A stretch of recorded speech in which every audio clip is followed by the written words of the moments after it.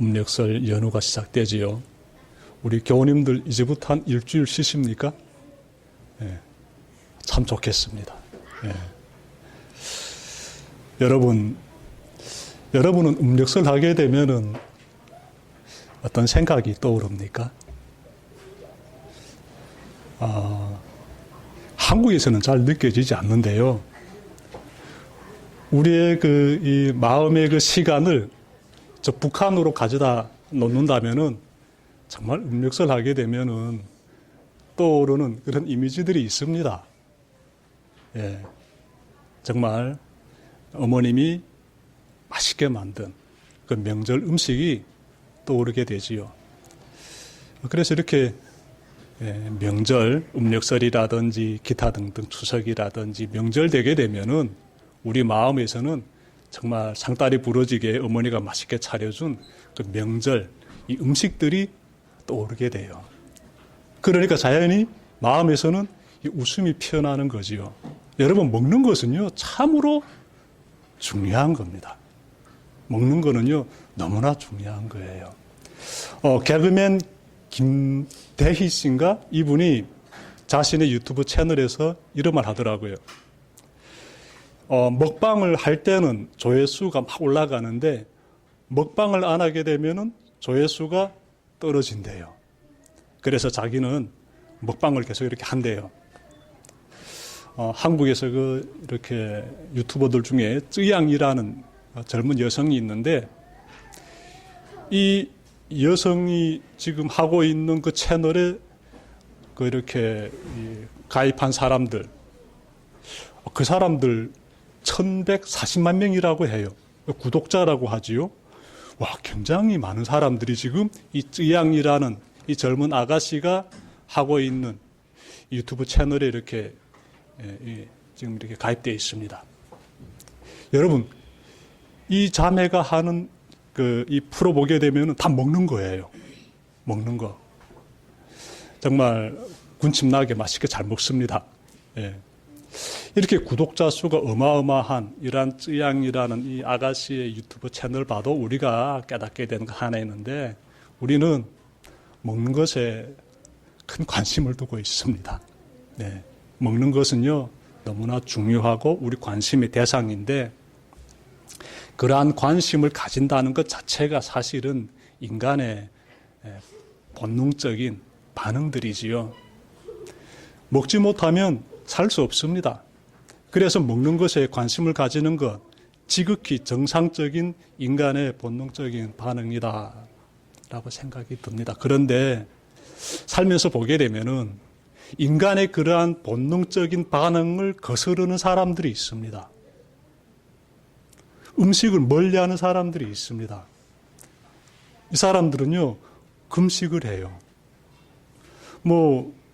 다이어트 하기 위해서 금식하는 사람들은 일단 제외하고, 특별히 목적을 가지고 금식하는 사람들이 있는데 이 사람들을 보게 되면은 종교인들이에요. 신앙을 가지고 있습니다. 자신의 신앙의 삶을 살아가기 위해서 그 가운데서 그들이 금식을 합니다. 인간의 본능적인 중요한 요소, 음식에 대한 지대한 관심을 멀리하는 겁니다. 여러분 14절 말씀 보시면요, 요한의 제자들이 예수님에게 와서 질문하지요. 보십시오. 우리와 바리새인은 자주 금식하는데, 종교적인 모습들이지요. 우리와 바리새인들은 자주 금식하는데, 그 다음 보십시오. 이 왜라는 단어가 중요합니다. 뭔가 지금 문제를 잡는 거예요. 왜 선생님의 제자들은 금식하지 않습니까? 문제 제기하는 겁니다. 종교인, 신앙인이라게 되면은 금식해야 되는데 왜 당신의 제자들은 금식하지 않습니까? 예수님은 이 질문에 답변하시게 되는데 우리는 예수님께서 하시는 그 답변 보기 전에 먼저 당시 유대인들이 행했던 금식에 대해서 꼭 살펴봐야 됩니다. 유대인들은요, 유대인 하게 되면 어떤 사람들이죠? 이스라엘 민족을 가리킵니다. 이 유대인들은 모세가 시내산에 오른 날과 시내산에서 내려온 날을 각각 기념하여 월요일과 목요일마다 금식했습니다. 모세가 누구냐, 시내산은 무엇이냐 다 알고 계시지요? 제가 설명 안 하겠습니다. 제가 처음에 우리 이렇게 탈북민들과 함께 할 때는요, 일일이 설명 좀 해야 되겠더라고요. 여러분들은 다 아시기 때문에 제가 넘어갑니다. 모세가 시내산에 오른 날과 시내산에서 내려온 날을 각각 기념하여서 유대인들이 금식을 했어요. 그래서 그들은요, 월요일과 목요일 되게 되면은 금식했습니다. 그리고 해마다 속죄일, 불임절, 그리고 예루살렘이 바벨론에 의해서 함락된 그날, 이런 날들을 또 이렇게 기억하고자 금식을 했습니다. 그들은 금식할 때 어떻게 했는가 하면요, 이 머리를 풀어 헤칩니다. 그리고 얼굴에 재를 뿌려요. 그러면 그 모양이 어떨 것 같습니까? 머리 풀어 헤치고 얼굴에 재 뿌리고, 그리고 표정은요, 슬픈 표정을 짓습니다. 그 가운데서 금식이에요. 왜 그렇게 하는가 하면 그 가운데서 자신들의 죄를 돌아보고 또 회개도 하고, 그리고 하나님이시여 우리를 구원해 주십시오 라는 소원도 그 속에 담습니다. 그렇게 이스라엘 민족은, 즉 유대인들은 금식을 했는데, 이러한 행위들이 시간이 지나면서 경건의 표식으로서 자리 잡게 돼요. 경건한 사람이다라게 되면은 금식을 마땅히 해야 되며, 저러한 이 머리를 풀어헤치고 얼굴에 재를 뿌리면서 슬픈 표정을 짓는 그러한 금식의 모습들을 보여줘야 된다는 것이에요. 그래서 이 사회 가운데 경건한 사람은 어떤 사람이다? 저런 모습으로 금식하는 사람들은 경건한 사람들이다라고 이렇게 의식이 굳어지게 되었어요. 그런데 예수님께서 오셔가지고 어떻게 말씀하시는가 봤더니 제자들에게 예수님께서요, 너희는 저렇게 금식하지 말아라라고 말씀하십니다. 너희는 저렇게 금식하지 말아라. 예수님께서 산상수훈에서, 산상수훈 또 무슨 뜻인지 아시지요? 예수님께서 이렇게 산 언덕에서 백성들에게 하나님의 귀한 말씀을 쫙 가르쳐 주신 그 사건을 가리켜서 산상수훈이라고 하지요. 그때 예수님께서 금식에 대해서 말씀해 주셨습니다. 제가 그 내용 좀 찾아올게요. 여러분들 잘 들어보십시오. 너희는 금식할 때에 위선자들과 같이 슬픈 기색을 띠지 말아라. 중요한 단어는 위선자라는 단어가 되겠습니다. 위선자들과 같이 슬픈 기색을 띠지 말아라. 그들은 금식하는 것을 남에게 보이려고 얼굴을 흉하게 한다. 내가 진정으로 너희에게 말한다. 그들은 자기네 상을 이미 받았다. 너는 금식할 때에, 잘 들으십시오, 머리에 기름을 바르고 낯을 씻어라. 그리하여 금식하는 것을 사람들에게 드러내지 말고 보이지 않게 숨어서 계시는 내 아버지께서 보시게 하여라. 그리하면 남 모르게 숨어서 보시는 내 아버지께서 너희에게 갚아주실 것이다. 마태복음 6장 16절부터 제가 18절까지 말씀 전해드렸습니다. 어떻습니까? 예수님께서 하시는 이 말씀, 금식할 때 어떻게 해야 되는지를 말씀하고 계시는데, 그냥 짧게 요약하게 되면은, 너희들은 금식할 때 티내지 말고 해라는 거예요. 티내지 말고 해라. 금식하는 것 티내지 말고 은밀하게 해라. 하나님은 그렇게 하는 금식을 기쁘게 바라보신다는 것이지요. 그러니 일부러 경건한 척 과시하기 위해서 머리 풀어 헤치고 얼굴에 재를 뿌리고 슬픈 기색을 하면서 금식하지 말아라 라고 예수님께서 말씀하시는 것입니다. 자, 그런데 세례 요한의 제자들이 예수님에게 와서, 앞서 제가 14절 말씀 전해드렸는데, 왜 선생님의 제자들은 금식하지 않습니까? 라고 질문했잖아요. 예수님께서 여기에 대해서 답변 이렇게 하십니다. 지금은 금식할 때가 아니야. 제가 15절 앞부분 읽겠습니다. 혼인잔치의 손님들이 신랑이 자기들과 함께 있는 동안에 슬퍼할 수 있느냐? 예수님 말씀이에요. 여러분, 예수님이 계시는 곳에는 즐거움이 있어야 합니다. 즐거움. 다시 말씀드릴까요?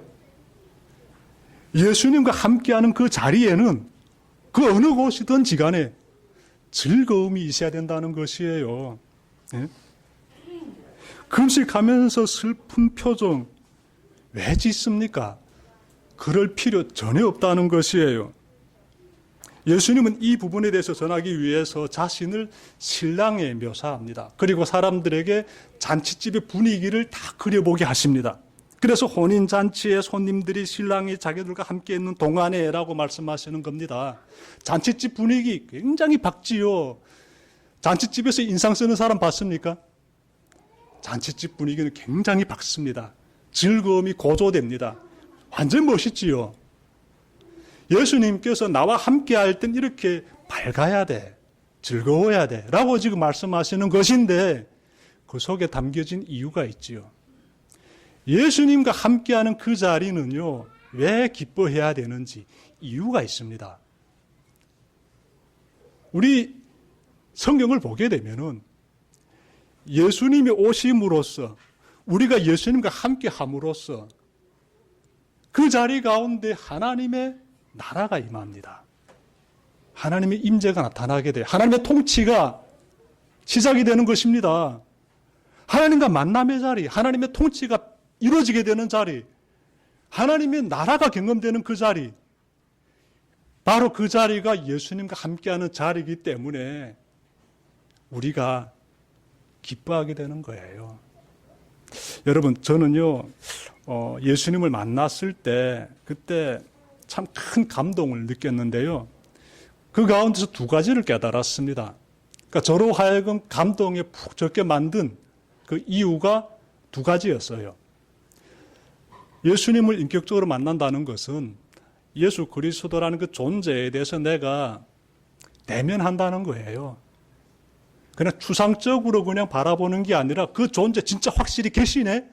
그 존재 나와 완전히 친밀한 이런 관계 속에 있네? 이것이 확인되는 자리가 있을 때 그때 우리는 크게 감동받게 되고 내가 예수님을 만났다라고 말하게 되지요.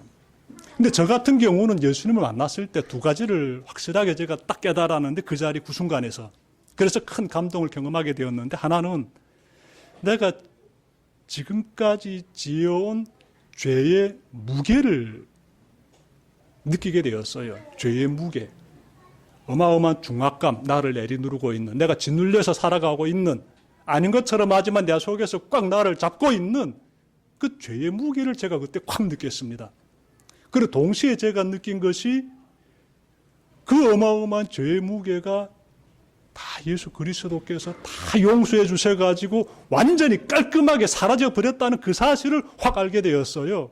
그러니까 그때 즉각적으로 반응이 터져 나오게 되는데 그냥 눈에서 눈물이 터지더라고요. 그래서 저는 거의 그때 정신없이 통곡하면서 울었기 때문에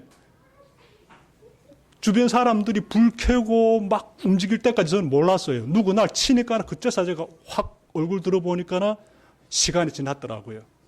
감격이에요. 감동이에요. 여러분, 제가 아주 한 10여 년 전에 영화 한 편 봤어요. 영화 제목이 무엇인가 하면 조선의 명탐정인데 소제목이 있습니다. 각시투구꽃의 비밀이에요. 보셨습니까? 네, 코미디 영화지요. 저는 그 영화 보면서 아주 인상적인 장면을 봤습니다. 그 영화는 조선시대 말기를 배경으로 하는데 고간댁 며느리가 천주교 신앙을 받아들이게 돼요. 그리고 나서 이분이 뭘 하나 봤더니 자신의 집에 있는 노예들에게 노비 문서를 다 나눠줍니다. 자신의 집에서 평생 노비로 살아가야 된 사람들의 손에 노비 문서가 다 지워지게 됩니다. 이것이 무엇을 의미하는가 하면 당신 이제부터 노비가 아니야. 당신 이제부터 양민이야. 라고 지금 선포해 주는 거나 똑같은 의식이에요. 그래서 노비들이 큰 감동에 빠집니다. 완전히 큰 정말 감동의 도가니에 빠져버려요.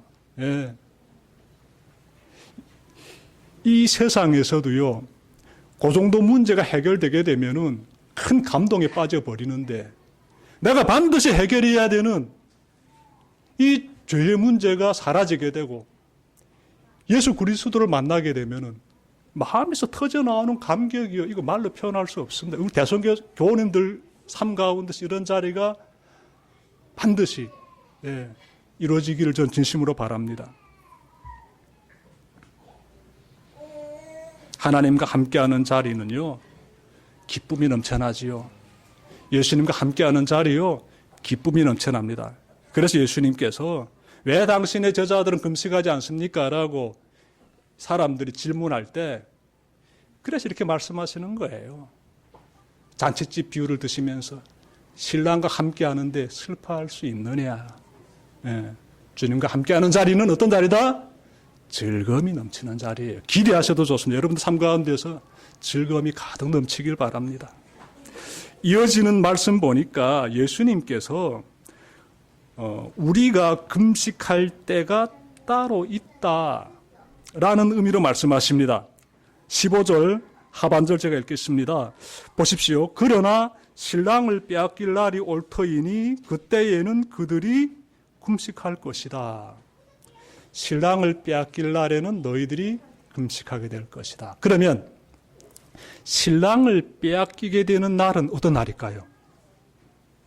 예수님께서 장차 자신이 마주하게 되는 죽음에 대해서 말씀하고 있어요. 그런데 그 죽음이 어떤 죽음인가 하면은요, 십자가에 못 박혀 죽임 당하시는 그런 엄청난 죽음이에요. 그날에는 너희들이 어떻게 금식하게 된다. 이 말씀을 하고 계시지요. 여러분, 초대교회는요, 예수님의 죽으심을 기념하여서 수요일과 금요일이면 금식하였습니다. 올해 제가 우리 교회 달력을 보니까 4월 18일이 성금요일입니다. 예수님께서 십자가에 못 박히신 날을 기념하는 날이에요. 그러니 우리가 올해 4월 18일 성금요일 날에는 뭘 해야 될까요? 금식해야지요. 우리 육신의 본능은 음식에 대한 관심이 있고 먹어야 된다는 그러한 깊은 그런 욕구를 가지고 있는데, 그날에는 우리가 멀리 합시다. 우리 본능을 거스르면서 금식합시다. 예수님께서 고난당하신 그때에는 우리가 금식해야 돼요. 오늘 말씀에서도 발견되고 있지 않습니까? 신랑을 빼앗기는 날, 그날이면은 뭘 해야 된다? 금식해야 한다. 이렇게 말씀하고 있지 않습니까? 예수님께서 금식을 언제 해야 하는지 가르쳐 주신 다음에 새로운 시대의 도래에 대해서 말씀을 이어가십니다. 여러분, 16절과 17절 제가 읽겠습니다. 생배 조각을 낡은 옷에다 대고 깁는 사람은 없다. 그렇게 하면 새로 된 조각이 그 옷을 당겨서 더욱더 크게 찢어진다. 17절, 새 포도주를 낡은 가죽 부대에 담는 사람은 없다. 그렇게 하면 가죽 부대가 터져서 포도주는 쏟아지고 가죽 부대는 못 쓰게 된다. 새 포도주는 새 가죽 부대에 담아야 둘 다 보존된다. 16절과 이 17절 말씀을 딱 보게 되면은 보십시오. 새 가죽 부대가 등장하는가 하면 낡은 가죽 부대가 등장하고, 생배 조각이 등장하게 되면 낡은 옷이 등장해요. 예수님께서 이렇게 상징물들을 언급하신 이유가 있습니다. 예전 시대와 새로운 시대에 대해서 말씀하고 싶으신 거예요. 여러분, 새 가죽 부대와 낡은 가죽 부대는 서로 조화가 이루어지지 않습니다. 왜냐하면 예수님 하시는 말씀 보니까 이 사람들이 이 가죽을 가지고 포도주를 담는 이러한 용기를 만들었는데 여기에서는 그 용기를 가리켜서 가죽 부대라고 하지요. 그런데 새 가죽 부대와 낡은 가죽 부대의 차이가 있습니다. 이 낡은 가죽 부대는요, 이 탄력이 약합니다.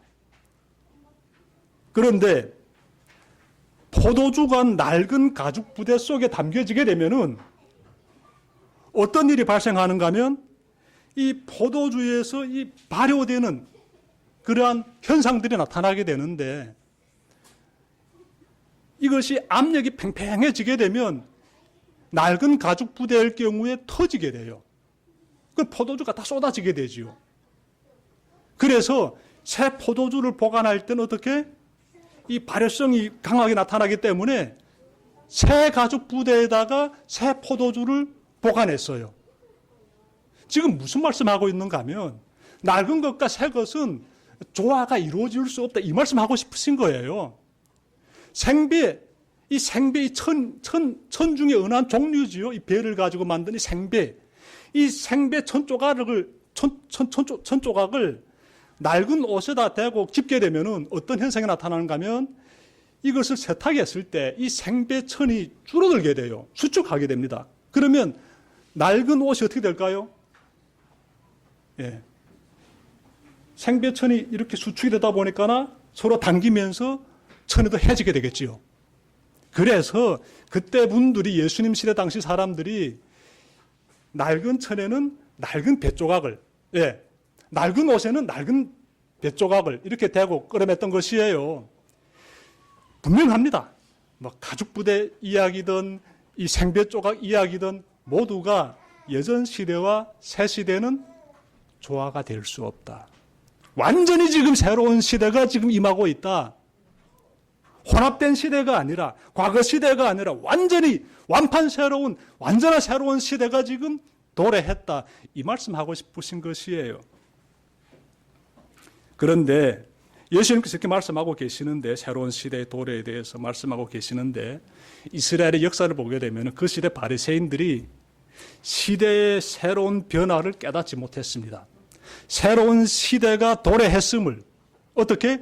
예수님에 의해서 새로운 시대, 그 시대는 메시아의 시대라고도 하고 그리스도의 시대라고도 하고 구원의 시대라고도 해요. 하나님께서 약속하신 그 시대가 도래했는데 예수님에 의해서 그럼에도 불구하고 당시대 바리새인들을 비롯해서 많은 사람들이 예전의 시대에 그냥 빠져 살았습니다. 새로운 시대가 다가왔음을 받아들이려고 하지 않았습니다. 그래서 이러한 당시적 상황을 보게 되면은 고사성어 수주대토라는 말이 떠오르게 돼요. 수주대토. 네. 이 무슨 말인가 하면요. 중국 송나라 때의 이야기를 담고 있는데요. 한 농부가 밭을 갈고 있습니다. 그런데 밭 가운데 이 나무 밑동이 하나 있었습니다. 나무 밑동이. 농부가 밭을 갈다가 한 장면을 보게 돼요.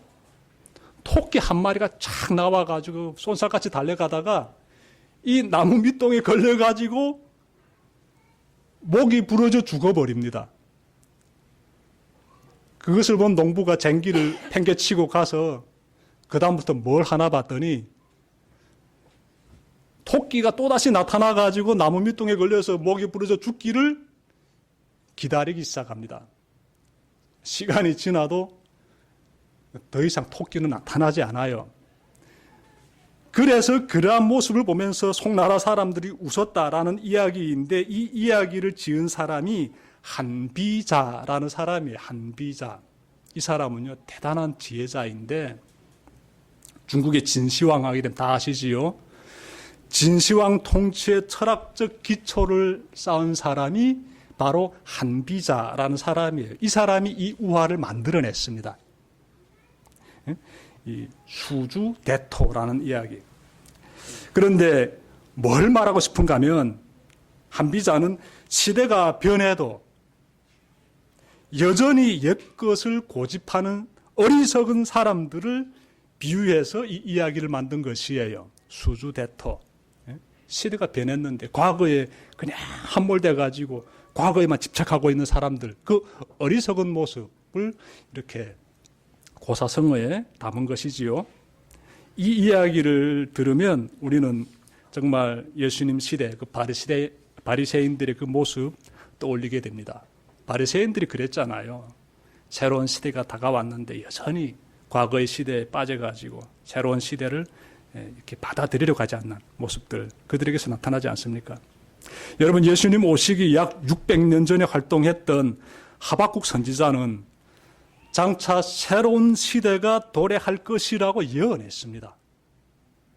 그는요, 장차 오게 될 새로운 시대는 믿음으로 구원받는 시대다라고 말했어요. 하박국 2장 4절 하반절인데요. 의인은 믿음으로 살리라 이렇게 말씀하고 있습니다. 사도 바울도 이 사실을 잘 깨달았기 때문에 로마서에서 사도 바울이 이렇게 말했어요. 복음에는 하나님의 의가 나타나서 믿음으로 믿음에 이르게 하나니 기록된 바 오직 의인은 믿음으로 말미암아 살리라 함과 같으니라. 예. 새로운 시대는 어떤 시대다? 믿음으로 구원받는 시대. 예, 메시아 시대. 그리스도의 시대지요. 그 시대는 믿음으로 구원받는 시대다라는 것이에요. 그럼 이전 시대는 뭐였느냐? 제가 설교 때마다 종종 말씀드리는데 이 율법에 매여 가지고 이 바리새인들이 그 일에서 굉장히 선두에 서 있었는데 그 율법을 우리가 어떻게 하나 잘 지킬 때 우리가 하나님과 가까이 하게 되고 우리가 구원을 받게 된다라고 생각하고 있었습니다. 그러니 인간의 행위가 굉장히 강조되지요. 우리의 노력으로서 과연 우리가 구원받을 수 있을까? 예수님 말씀 보게 되면은 그렇지 않다는 거예요. 하박국 선지자, 예수님 오시기 600년 전에 활동했던 그 선지자가 예언했습니다. 장차 오게 될 새로운 시대에 대해서 그 시대는 어떤 시대가 될 것인지를 예언했어요. 믿음으로 구원받는 것이에요. 믿음으로. 행위가 먼저 있는 것이 아니라 믿음이 먼저 있다. 믿기 때문에 행동하게 되는 것이에요. 구원받았기 때문에 감사하면서 우리가 주님을 따라가는 행동을 취하게 되는 것이에요. 우리가 행동했기 때문에 구원받는 게 아니지요. 그래서 옛 시대의 모습과 새로운 시대의 모습은 완전히 다르게 됩니다. 예수님이 오심으로써 세상에는 새로운 시대, 복음의 시대가 열리게 되었습니다. 중요한 단어지요. 복음이라는 단어. 너무나 중요합니다. 복음의 시대. 이 시대를 가리켜서 저는 믿음의 시대다라고 얘기하고 싶습니다. 믿음의 시대. 우리는 예수 그리스도를 믿음으로써 구원받는 믿음의 시대를 지금 살고 있어요. 그러므로 우리의 삶에서 믿음은 매우 중요한 자리를 차지합니다. 믿음은 가만히 보니까 모든 관계의 핵심이에요. 이 믿음이 있어야 가정이 세워지고, 믿음이 있어야 국가도 세워지고, 믿음이 있어야 하나님과 나와의 관계도 세워지게 되고, 믿음이 있어야 내가 저 복음의 나라, 복음의 시대, 하나님의 나라에 들어가서 주님과 더불어 살 수 있습니다. 믿음이 너무너무 중요합니다. 중국의 춘추 전국시대 때의 한 이야기만 전해드리고 말씀 마치겠습니다. 하루는 공자의 제자인 자공이라는 사람이, 이름이 자공이에요. 이 자공이 공자에게 정치를 여쭤봤습니다. 그러자 공자가 대답했습니다. 먹을 것을 풍족하게 주고 군사력을 강화하고 그리고 백성에게 믿음을 주어야 된다. 이 세 가지를 말했어요. 공자가 제자에게 세 가지를 말했는데, 그러자 이 제자 이렇게 다시 물어봅니다. 그 세 가지 중에서 부득이 하나를 버려야 한다면 무엇을 버려야 합니까? 첫 번째 먹을 것, 두 번째 군사력 강화, 세 번째 백성에게 믿음이에요. 공자가 말한 것은요, 군사력을 버려라 라고 말합니다. 이 세 가지가 너무나 중요한데 굳이 하나를 버려야 된다면 군사력을 버려라. 그러자 제자가 또다시 질문합니다. 선생님, 두 가지 중에서 또 하나를 버려야 한다면 무엇을 버려야 합니까? 그랬더니 먹을 것을 버려라 라고 먹을 것. 먹을 것을 버려라. 예로부터 죽음은 불가피했다. 그러나 백성의 믿음을 잃어버리면 나라가 세워질 수 없다. 공자가 한 말이에요.